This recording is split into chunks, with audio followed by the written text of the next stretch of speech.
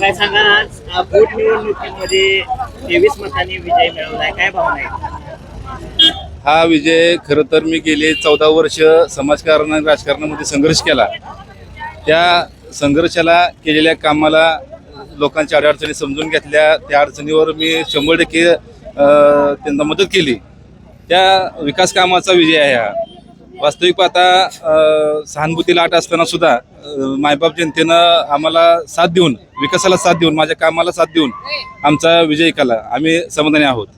जिल्हा परिषद मध्ये झडपीच्या निवडणुकीमध्ये तुम्हाला चांगले यश मिळालं होतं, चांगलं लीड सुद्धा गावाचं मिळालं होतं. ती एवढी असं कशी नाही?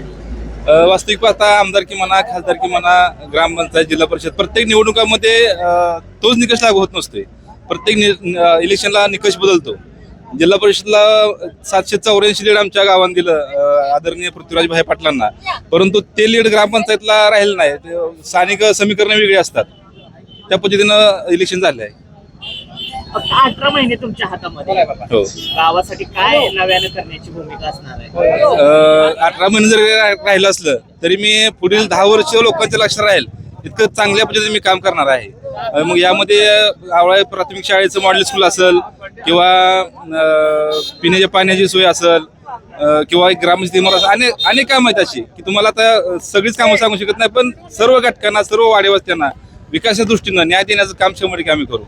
आणि जनतेनं जो आम्हाला आमच्यावर विश्वास टाकला त्या विश्वासाला पात्र राहून आम्ही येणाऱ्या काळामध्ये काम करू. ज्या 23 मतांनी तुमचा विजय झाला, हे विजय खेचून आणण्यामध्ये प्रमुख भूमिका कुणाची राहिली?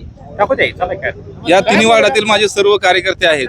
त्या कार्यकर्त्यांनी मोठी ताकद उभा केली, अहोरात्र कष्ट घेतलं.